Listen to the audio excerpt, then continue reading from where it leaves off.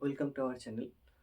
আজকে ক্লাস 10-এর বহির্জাত প্রক্রিয়া এবং তার দ্বারা সৃষ্ট যে সমস্ত ভূমিরূপগুলি আমরা আগের দিন পড়ে এসেছিলাম, তার আজকে থার্ড পার্ট। ঠিক আছে? আগের দিন আমি দুটো ভিডিও করেছি। তো আজকে তার থার্ড পার্ট সম্পর্কে আজকে আমরা আলোচনা করব। অর্থাৎ নদীর মধ্যবর্তী এবং নিম্নবর্তীতে কী কী ভূমিরূপ আমার লক্ষ্য করা যায় সেই সম্পর্কে আজকে আমরা জানব। আচ্ছা, তার আগে একটা অ্যানাউন্সমেন্ট করে দিই ছোট্ট, যে আমাদের যে চ্যানেলের সাবস্ক্রাইবার তা আস্তে আস্তে বৃদ্ধি পাচ্ছে ভালোই। তোমরা আশা করি প্রত্যেকেই খুব ভালো করে পড়াশোনা করছো 2027-এর মাধ্যমিক পরীক্ষার জন্য। আর আমি এখানে আমার চ্যানেলের একটা প্লেলিস্ট আছে, সেই প্লেলিস্টে একটা পুরো সেকশন করা আছে 2027 সালের বহির্জাত প্রক্রিয়া। আগে 2026 সালের বহির্জাত প্রক্রিয়া আমি পার্ট 10 পর্যন্ত করে রেখেছি। ঠিক আছে? ওইটাই রিমডেলিং চলছে আবার নতুন করে সব। হ্যাঁ, কিছু জিনিস হয়তো আলাদা বলবো, কিছু জিনিস নতুন কিছু বলবো, এইভাবে চলছে। তো ওই এখন আরেকটা সেকশন হবে প্লেলিস্টে, যে 2027 সালের বহির্জাত প্রক্রিয়া একটা লিস্ট কিন্তু তোমরা প্লেলিস্টে গেলে দেখতে পাবে। এছাড়া আরেকটা জিনিস, আরেকটা অ্যানাউন্সমেন্ট গুরুত্বপূর্ণ, সেটা হচ্ছে একটা সিরিজ আসবে। সিরিজটা আমি আগে থেকে বলছি না, এলে তোমরা দেখতে পাবে। পৃথিবীর যত আশ্চর্য রকম ঘটনা রয়েছে জিওগ্রাফি রিলেটেড, সেই সমস্ত জিওগ্রাফি রিলেটেড ঘটনাগুলিকে আমরা সেই সিরিজের মাধ্যমে আমরা ডিসকাশন করব। ঠিক আছে? কিভাবে জিনিসটা হয়, কেন হয়েছে, এর পেছনে কি রয়েছে যুক্তি, এই জিনিসগুলো সম্পর্কে আমার যতটা সম্ভব হয় আমি সেই জিনিসটা সম্পর্কে ব্যাখ্যা করার চেষ্টা করব। আর তোমরা যারা প্রত্যেকেই আগের পার্ট 1 পার্ট 2 তে অনেক ভিডিও তোমরা দেখেছো, হ্যাঁ, আশা করি তোমাদের ভালো লেগেছে। আজকে তার পার্ট 3, আশা করি মন দিয়ে দেখো। আর কেমন লাগলো অবশ্যই কমেন্ট বক্সে যেন কমেন্ট করে জানিও। চলো শুরু করা যাক। আজকে আমরা নদীর যে মধ্যগতি এবং যে নিম্নগতি, আগের দিন আমরা উচ্চগতি ভূমিরূপ সম্পর্ক পড়েছি। আচ্ছা, উচ্চগতি ভূমিরূপে আমি ক্যানিয়ন এবং গিরিখাত যখন আলোচনা করেছি, তারপরে আমি আলোচনা করেছি তোমার মন্থকূপ এবং প্রপাতকূপ। এই মন্থকূপ প্রপাতকূপের সঙ্গে একটা জিনিস আমি একটু লিঙ্ক করে দিই। আমি আগের দিন আমার স্পিডের জন্য আমি হয়তো খেয়াল ছিল না আমার। তো মন্থকূপ, যখন অনেকগুলি মন্থকূপ নদীর উচ্চগতিতে একসঙ্গে দেখা যায়, যখন অনেকগুলি মন্থকূপ নদীর উচ্চগতিতে একসঙ্গে দেখা যায়, তাকে আমরা পটহোল কলোনি বলি। মন্থকূপের আরেক নাম হচ্ছে পটহোল। হ্যাঁ, পটহোল কলোনি বলি। বেশ, এবার প্রপাতকূপকে আমরা বলি পাঞ্চপুল। পাঞ্চপুল, প্রপাতকূপের আরেক নাম হচ্ছে পাঞ্চপুল। ঠিক আছে? বেশ, এই দুটো জিনিস একটু লিঙ্ক করার ছিল। আর ষষ্ঠঘাতের সূত্র বলে একটি বিষয় আছে নদী প্রবাহের। ঠিক আছে? ওইটা নিয়ে আমি একটা শর্ট ভিডিও বানিয়ে দেবো একদিন। সেটা তোমরা আশা করি তোমরা এতদিন সবাই জেনেই গিয়েছো। ঠিক আছে? তো আমি আরেকবার একটু ভালো করে বুঝিয়ে দেবো। একটা শর্ট ভিডিও আসবে ষষ্ঠঘাতের সূত্র নিয়ে, সেটা তোমরা ওখান থেকে দেখে নেবে। বেশ, নদীর মধ্যবর্তী এবং নিম্নগতিতে সৃষ্ট ভূমিরূপগুলি কী কী? প্রথমে পলল শঙ্কু এবং পলল বেজনী এই নামে একটি ভূমিরূপ সৃষ্টি হয়। কিভাবে সৃষ্টি হয়? নদীর উচ্চগতিতে আমরা জানি কি, যে নদীর যখন উচ্চগতি হয়, সেই উচ্চগতিতে নদী কি করে, নদী নিম্ন ক্ষয় করার প্রবণতা বেশি থাকে, যার জন্য নদীর মধ্যে প্রচুর পরিমাণে পলির সঞ্চয় ঘটে। পলি মানে তোমার বহন করে নিয়ে আসে পর্বতের ওপর থেকে। যখন এইদিকে পলিটা বহন করে ও নিয়ে আসছে উচ্চ প্রবাহ থেকে, অর্থাৎ পার্বত্য অঞ্চল প্রবাহ থেকে, যখন মালভূমি বা সমভূমি প্রবাহে যখন নদী প্রবেশ করছে, তখন কি হয়, হঠাৎ করে দেখো ভূমির ঢালটা, এখানে ভূমির ঢালটা বেশি ছিল, ভূমির ঢালটা কিন্তু হঠাৎ করে কমে গেল। এই কমে যাওয়ার জন্য এই যে এখান থেকে ক্ষয় করে নিম্ন ক্ষয় করার প্রবণতা বেশি থাকে, আগের দিন আমরা বলেছি। সেই নিম্ন ক্ষয় করার প্রবণতা বেশি থাকার জন্য নদী কি হয়, নদী এই জায়গা বরাবর, এই জায়গাটা বরাবর, এই জায়গাটা তোমরা দেখছো, এই জায়গা বরাবর, অন্য কালিতে ইউজ করছি আমি, ঢালের পরিমাণ হঠাৎ কমে যাওয়ার জন্য এই জায়গাটা বরাবর কি হয়, সমস্ত নিম্নক্ষয়ের যে পলিগুলো, যেগুলো এখন ও পলি বালি যেগুলো বহন করে এনেছে, সেগুলো এইখানটাতে এসে জমা হয়।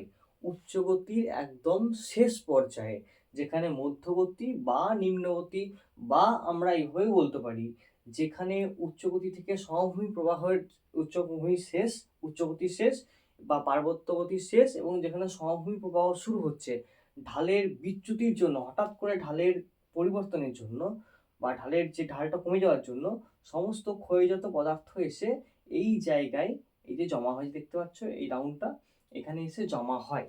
একে আমরা পলল ব্যাজনী বা পলল শঙ্কু বলে থাকি। এখন ব্যাজনী মানে কি?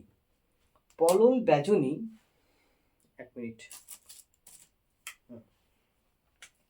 পলল ব্যাজনী বিষয়টা হচ্ছে, ব্যাজনী মানে হচ্ছে পাখা। দেখবে আগেকার দিনে বাড়িতে যে সমস্ত পাখা, মানে কিন্তু ফ্যান নয়, পাখা মানে হচ্ছে হাত পাখা। দেখবে এরকম একটি পাখা ছিল আগেকার দিনে, ঠিক আছে, এইভাবে এইভাবে একটি পাখা কিন্তু ছিল। হ্যাঁ, এখানে একটি ইয়ে ছিল, তোমার হ্যান্ডেল ছিল, যেটা জানো পাখা তো কি, পাখার কি বলবো, বেশ ঠিক আছে। ওই পাখাটাকে, যা পাখা কেমন দেখতে হয়, এটা এই টাইপের গোল টাইপের দেখতে হয়, এটা গোল টাইপের, ঠিক আছে, এটা গোল টাইপের দেখতে হয়। ঠিক একই রকম পাখার মতনই দেখো ভূমিরূপটা সৃষ্টি হয়েছে। যখন এই ধরনের দেখতে পাখার ন্যায় দেখতে যখন ভূমিরূপটা সৃষ্টি হবে পলি দ্বারা সঞ্চিত হয়ে, তখন তাকে আমরা বলছি পলল ব্যাজনী। ঠিক আছে, পলল ব্যাজনী, পলল মানে পলি, ব্যাজনী মানে পাখা, পলির পাখা। আর পলল শঙ্কু জিনিসটা কি? শঙ্কু মানে কি? শঙ্কু মানে হচ্ছে তিন কোণা হয়। শঙ্কু মানে এরকম হতে পারে, বা এরকমও হতে পারে। এই শঙ্কু আকৃতি, অর্থাৎ যদি আমি এইখানে, এবার ধরো এমন নয় যে এইখানে পলল ব্যাজনীটা জমা হয়ে গেল, নদীটা এখানে স্তব্ধ হয়ে গেল, তা নয়। নদী কিন্তু পলল ব্যাজনীর মাঝ বরাবর, হ্যাঁ, বয়ে বয়ে চলে যাবে এবং দুদিকে দুটো পাখার মনায় ভূমিরূপ সৃষ্টি করবে। এখন কোন জায়গায় যদি এইভাবে হয়, ধরো এইভাবে হলো, শঙ্কু আকৃতি হয়ে গেল, হ্যাঁ, শঙ্কু আকৃতির একটা এক সাইডে হয়েছে শঙ্কু আকৃতির, এদিকে অল্প মতন ধরা আছে, এদিকে শঙ্কু আকৃতির অল্প মতন হয়ে আছে, একে আমরা বলছি যে পলল শঙ্কু। পলল শঙ্কু, পলল ব্যাজনী একই জিনিস, একই পদার্থ দিয়ে সৃষ্টি, শুধুমাত্র ও ব্যাজনী হয়, হাত পাখার মতন দেখতে হয়, আর এ হচ্ছে শঙ্কু আকৃতি দেখতে হয়, এটাই ডিফারেন্স। আচ্ছা, এর সঙ্গে আরেকটা কথা, খুব গুরুত্বপূর্ণ কথা, মন দিয়ে শুনে রাখো, সেটা হচ্ছে বদ্বীপ। বদ্বীপ গঠন পলিসঞ্চয়ের ফলে হয়। এই বদ্বীপ গঠন হচ্ছে মোহনা অঞ্চলে ঘটে থাকে। আর পলল শঙ্কু, পলল ব্যাজনী কিন্তু নদীর উচ্চগতি যেখানে শেষ হচ্ছে এবং মধ্যগতি বা নিম্নগতি যেখান থেকে শুরু হচ্ছে, মধ্যগতি মেনলি, মধ্যগতি যেখান থেকে শুরু হচ্ছে সেখানে ঢালের পার্থক্যের জন্য, অর্থাৎ আমি বলতে পারি উচ্চগতির শেষে আমার পলল শঙ্কু বা পলল ব্যাজনী দেখা যায়, এবং আমার ইয়েতে মোহনা অঞ্চলে আমার হচ্ছে বদ্বীপ দেখা যায়, যেটা পলি সঞ্চয়ের ফলে দ্বিকক্ষ ডেল্টা আকৃতির মতন হয়, তাকে আমরা বদ্বীপ বলি। আজকে আমি বদ্বীপ নিয়ে আলোচনা করব না, বদ্বীপের অনেকগুলি ভাগ, সেগুলো আমরা খুব ডিটেলস আলোচনা করব। বদ্বীপ নিয়ে নেক্সট দিনে আলোচনা করব। আজকে বদ্বীপের আগে পর্যন্ত যা যা ভূমিরূপ আছে, আজকেই বহির্জাত প্রক্রিয়া নদীর ক্ষয়কার্য শেষ করবো আজকে।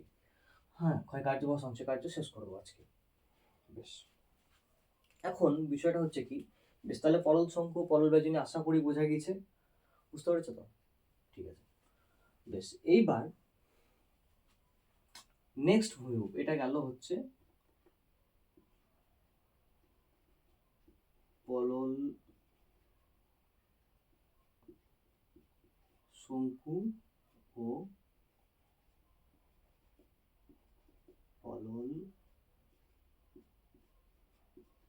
ব্যাজনী। ঠিক আছে, এটা গেল পলল শঙ্কু ও পলল ব্যাজনী, দুটো ভূমিরূপ হলো। নেক্সট আসি হচ্ছে তোমার প্লাবন ভূমি। প্লাবন ভূমি মানে কি? প্লাবন, প্লাবিত হওয়া।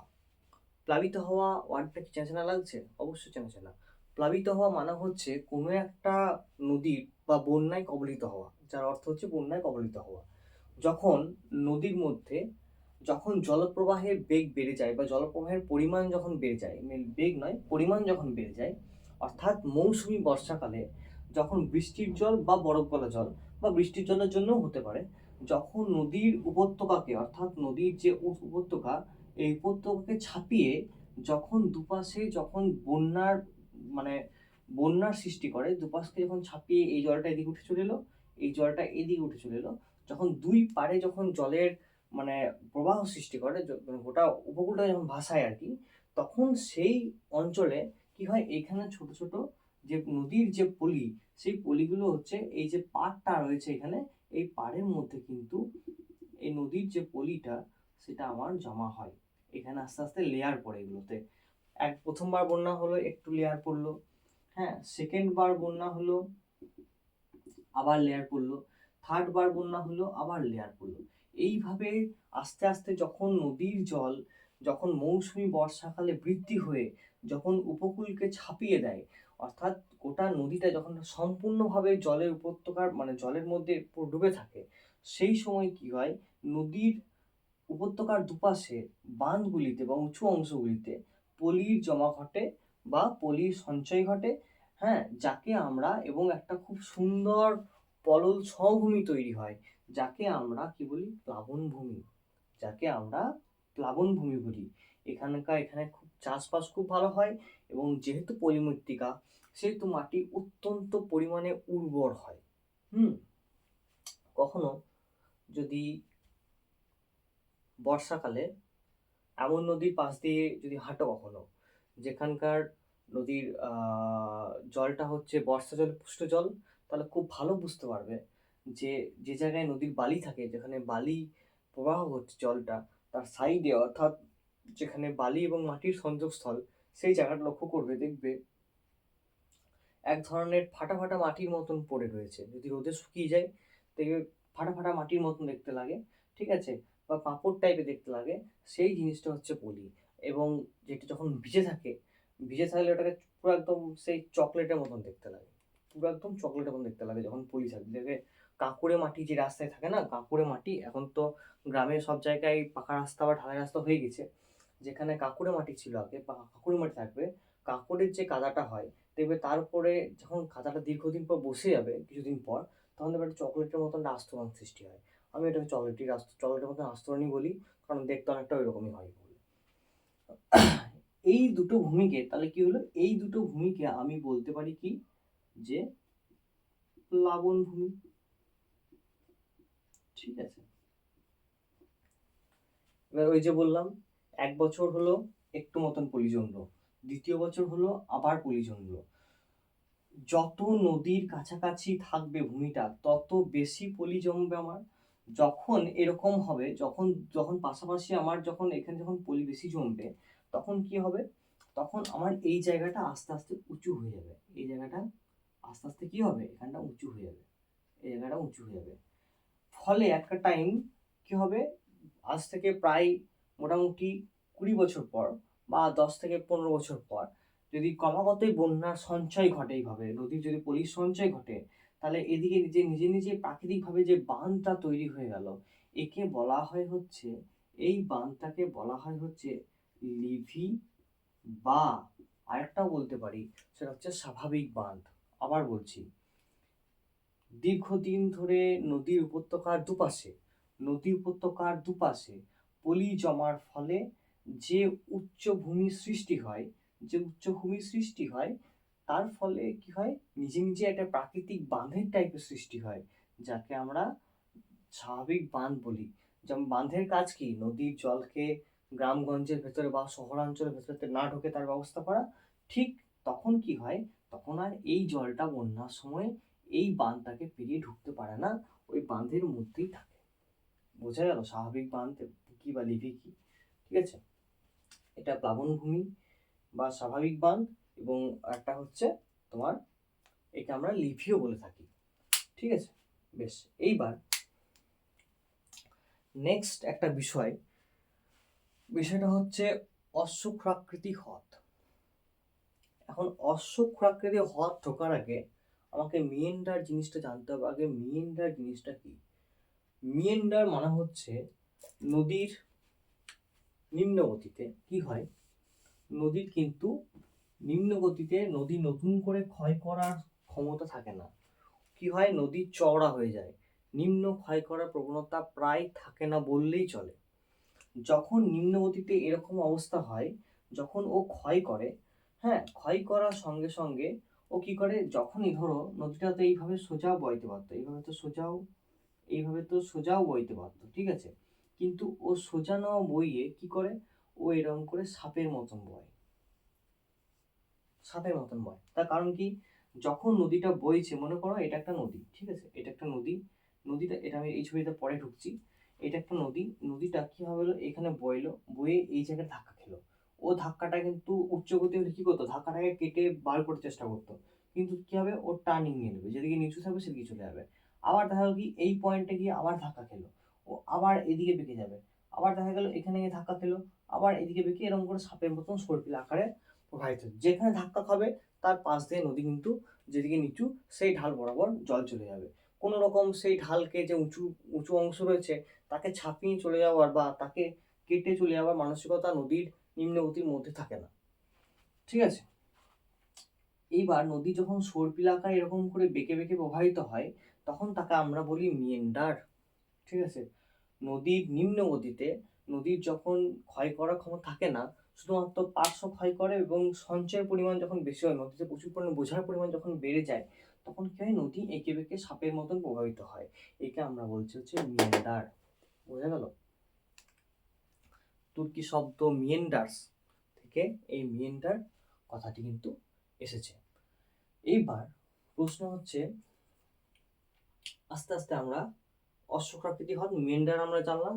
আচ্ছা, এই প্রসঙ্গে আমি একটা কথা বলে রাখি, এই মিয়েন্ডার কি হবে, কতটা পরিমাণে মিয়েন্ডার হয়েছে, এইগুলো একটা ইন্ডেক্সের মাধ্যমে, ইন্ডেক্স মানে হচ্ছে সূচকের মাধ্যমে চিহ্নিত করা হয়, যাকে সাইনুসিয়াল ইন্ডেক্স বলি আমরা, ঠিক আছে। এটার বেশি গভীরে আমি যাবো না, কারণ বললে অনেক কথা বলে যাবে, তোমাদের দরকার নেই, ফালতু মাথা হেডেক করে মাথা চাপ বাড়িয়ে কোনো লাভ নেই।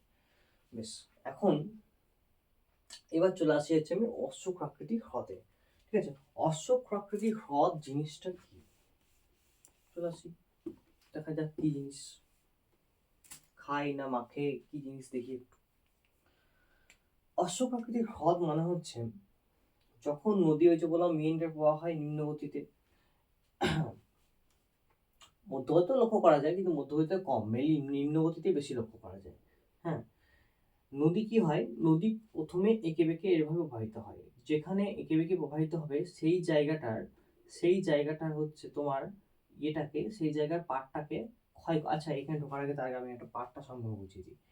নদী যখন এরকম করে এঁকে বেঁকে প্রবাহিত হয়, তখন এই দিকটা দেখছো, এই পাড়টা মানে হচ্ছে নদীর এই জায়গাটা, এই পাড়টাকে আমি যদি এখানে বড় করে জুম করে দেখাই, তাহলে এই পাড়টাকে দেখছো, নদী যখন বেঁকেছে এইদিকে, এই দিকের পাড়টাকে বেশি খেয়েছে, এই দিকের পাড়টা কিন্তু ধরো খেতে পারে না, এই দিকের পাড়ে কি হয়, তখন সঞ্চয় হয়, এদিকের পাড়ে তখন বালির সঞ্চয় ঘটে। যেদিকের পাড়টাতে মিয়েন্ডার প্রবাহে নদীর যেদিকে পাড়টাতে সঞ্চয় ঘটে, সেই দিকের পাড়টাকে বলা হয় হচ্ছে উত্তল পাড় বা উত্তল ঢাল। যেদিকের পাড়টা নদী বেশি ক্ষয় করে, অর্থাৎ এই দিকের পাড়টা বেশি ক্ষয় করেছে, হ্যাঁ, এই ক্ষয় করার জন্য একে বলা হয় হচ্ছে অবতল পাড় বা অবতল ঢাল। বোঝা গেল জিনিসটা কি? এখন যখন উত্তল পাড়ে নদীর যে সঞ্চয়, এই যে সঞ্চয় করেছে না, বালিটা সঞ্চয় করেছে এখানে, এই জায়গাটাকে বলা হয় হচ্ছে বিন্দুবার, বিন্দুবার বা আমরা পয়েন্ট বারও বলতে পারি, যা খুশি। পয়েন্ট বার বা বিন্দুবার হচ্ছে এই যে বালির সঞ্চয় ঘটে এখানটাতে, বা পলির সঞ্চয় ঘটে এই উত্তল পাড়ে, তাকে আমরা বিন্দুবার বা আমরা পয়েন্ট পার বলতে পারি। এটা হলো উত্তল পাড়, এটা হচ্ছে অবতল পাড়, ভালো করে মনে রাখো, ঠিক আছে। এবার আমি বললাম কি, নদী এখানে ক্ষয় করছে, এই জায়গায় বাঁক, যেখানে যেখানে বাঁক নিচ্ছে দেখো, এই জায়গায় কি জলটা সোজা এসে এই পাড়টাকে আঘাত করছে, হ্যাঁ, এই পাড়টাকে হচ্ছে আঘাত করছে। যখন এই পাড়টাকে জলটা আঘাত করছে, তার মানে জলটা এই পাড়টাকে বেশি খেয়েছে। আশা করি তোমরা ছবিতে, সেটা আমার ছবিটা দেখে, আমি যে ছবিটা এঁকেছি সেই ছবিটা এঁকে তোমরা দেখে বুঝতে পারছো। তোমাদের পরীক্ষা খাতায় এইভাবে কিন্তু ছবিগুলো আঁকতে হবে, এইভাবে আঁকলে বেশি ভালো হয়, ঠিক আছে। আচ্ছা, বেশ। এইবার কি হবে, যখন নদীর সর্পিল আকার এইভাবে প্রবাহিত হয়, তাহলে প্রথমে আবার এখানে আঘাত খাচ্ছে নদী, আবার এদিকে জলটা চললো, আবার চললো, আবার যেতে যেতে আবার এই জায়গায় জলকে আঘাত মারছে, ও আবার আঘাত মারছে, এদিকে চলে গেল, এদিকে জলটা গেল, জলটা গিয়ে আবার আঘাত করছে এই পাটটাতে। এই যেখানে যেখানে আঘাত করছে জল ব্যাগগুলোতে, এই ব্যাগগুলোতে কিন্তু আস্তে আস্তে নদীর যে ক্ষয়ের পরিমাণ, সেই জায়গাটা আস্তে আস্তে বাড়তে থাকে, আস্তে আস্তে এই জায়গাটা বাড়তে থাকে। হ্যাঁ, এইভাবে এইভাবে আসছে, আবার আবার চললো, আবার আসছে, এখানে ধাক্কা মারছে, হ্যাঁ, আবার এখানে চললো, এদিকে চললো, এইভাবে জলটা এইখানটাকে, সরি, এই পাটটাকে আঘাত মারবে, এই পাটটাকে আঘাত মারার পর আবার চলে গেল সোজা, যে এইখানটাকে আঘাত করবে, এইখানটাকে আঘাত করা, এদিকে চলে গেল, আর এই জায়গাটাকে,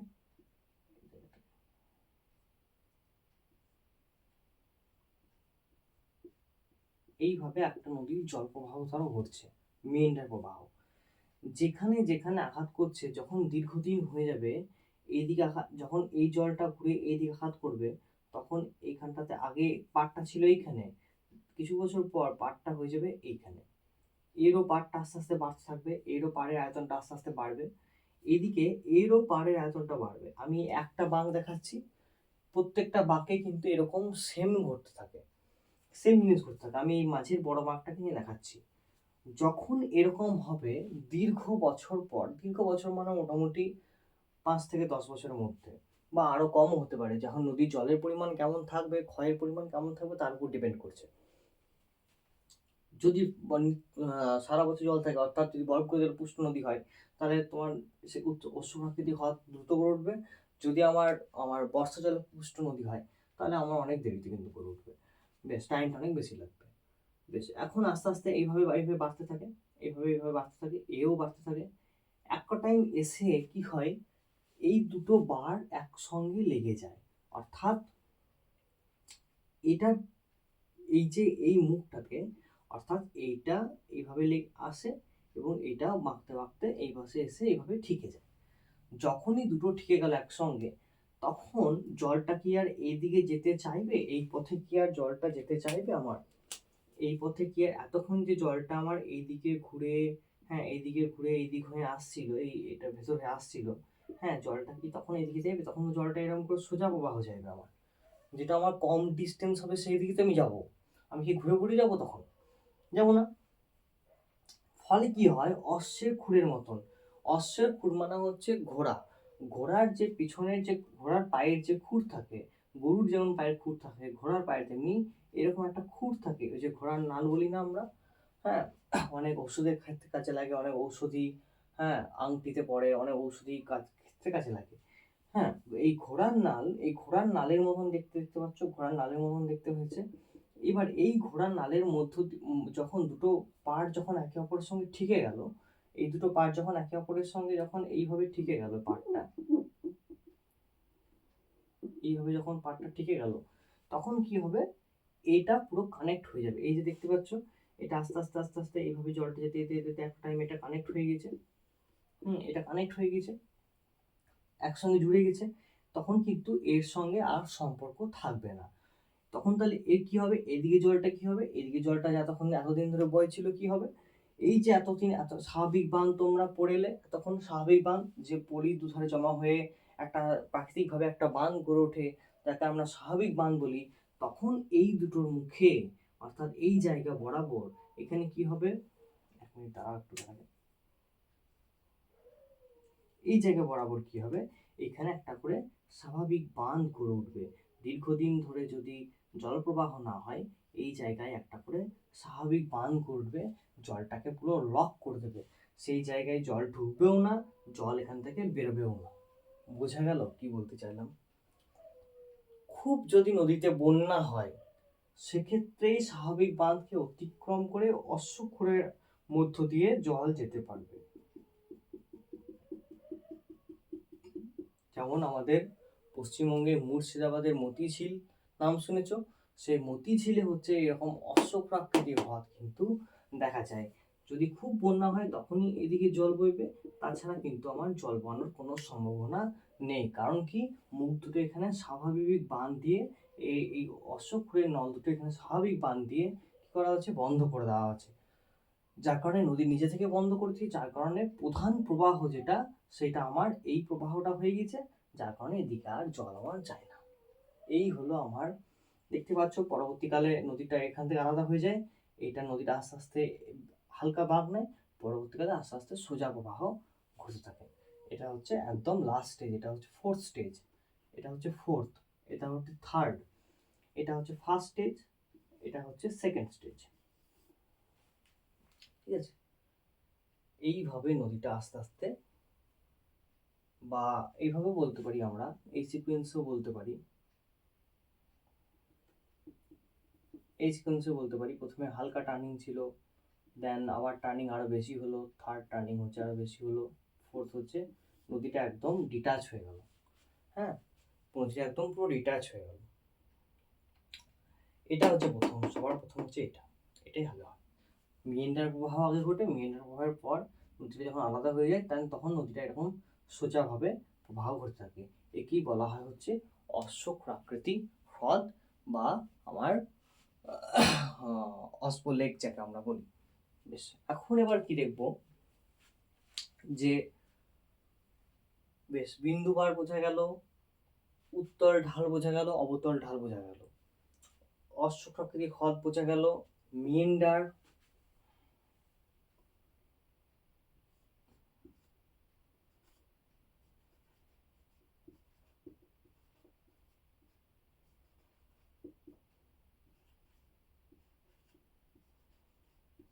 প্রবাহ বোঝা গেল। আচ্ছা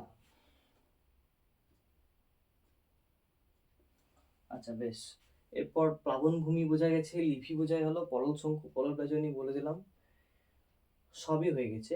সব কটা ভূমিরূপে আলোচনা করে দিচ্ছি, শুধুমাত্র আর একটা ভূমিরূপ বাকি আছে, সেটা হচ্ছে আমার খাড়ি। খাড়ি জিনিসটা কি? বেশ, যেগুলো বললাম, যেগুলো এখন পড়লাম, সেগুলো একটু ভালো করে রিভাইজ করে নেবে। রিভাইজ করলেই আমার এগুলো কিন্তু খুব সুন্দর করে তৈরি হয়ে যাবে। ঠিক আছে, ধরো এটাতে কালি ভরতে হবে, কালি শেষ হয়ে গেছে।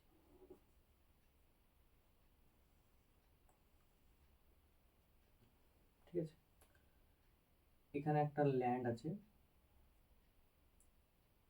এখানে একটা ল্যান্ড, এটা হচ্ছে সমুদ্র।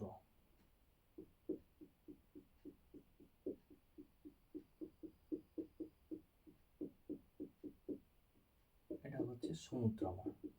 ঠিক আছে, এখান থেকে একটা নদী এসে মিশছে,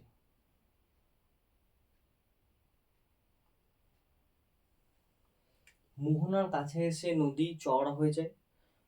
মোহনা কাকে বলে? মোহনা হচ্ছে নদী যেখানে সমুদ্রের সঙ্গে এসে মিশছে, সেই জায়গাটাকে বলা হয় নদীর মোহনা, যেখানের মাধ্যমে, যেখানের পর পলিসঞ্চয়ের ফলে বদ্বীপ গঠন হয়। বদ্বীপ আমরা পরের দিন পড়বো, নাহলে ভিডিও অনেক লম্বা হয়ে যাবে, তোমাদেরও দেখতে বোরিং লেগে যাবে সেই টাইমে। ওই জন্য ভিডিওটা, মানে নেক্সট পার্টটা আমরা বদ্বীপটা সম্পর্কে পরের দিন আমরা পড়বো। হ্যাঁ বেশ, আজকে খাড়িটাও লাস্ট, আজকে এটাই লাস্ট ভূমিরূপ। খাড়ি জিনিসটা কি? নদীটা এই জায়গায় এসে যখন মিশছে, এখান থেকে এসে যখন এইভাবে মিশছে নদীটা এখানে এসে, যখন কোনো নদীর মুখ মোহনার কাছে চওড়া ফানেল আকৃতির হয়। ফানেল মানে হচ্ছে, এই যে আমরা দেখবে তেল বা কোনো জায়গায় যখন জল ভরি বোতলে টোতলে, তখন এই ধরনের একটা ফানেল আমরা কিন্তু ব্যবহার করে থাকি। এই ফানেল আকৃতি যখন হয়, এই যে ফানেল আকৃতি দেখতে পাচ্ছ, এই ফানেল আকৃতি যখন হয়েছে, এই যে নদীটা এখানে ফানেল আকৃতি হয়েছে, এই ফানেল আকৃতি যখন মোহনার কাছে নদীর যে মুখ, সেটা যখন এরকম ফানেল আকৃতি হয়, তখন তাকে আমরা খাড়ি বলি। ব্যাস এইটুকুই, তখন তাকে আমরা খাড়ি বলি। যার জন্য এখানে ভবিষ্যতে সারাসারির বান দেখা যায়। যার জন্য এই স্থানটার অনেক উপকারিতা আছে। এই জায়গায় হচ্ছে মোহনার কাছে মাছ খুব ভালো পাওয়া যায়। হ্যাঁ, মৎস্যজীবীরা এই জায়গায় মাছ খুব ভালো পাওয়া যায়, এই জায়গায় মাছ বিভিন্ন ধরনের মাছ পাওয়া যায়। নদীর যেসব খাবারগুলো সেগুলো এখানকার মাছগুলো খেতে আসে। ইলিশ মাছ, যে আমাদের গঙ্গা নদী, পদ্মা নদীতে যে ইলিশ মাছ পাওয়া যায়, এই মোহনার অঞ্চলে খুব ভালো পাওয়া যায় এবং প্রচুর, প্রায় কয়েক টন করে ইলিশ প্রত্যেক বছর মৎস্য ব্যবসায়ীরা কিন্তু এখান থেকে ধরে। তাহলে বোঝা গেল খাঁড়ি জিনিসটা কি। দেখা গেল আমার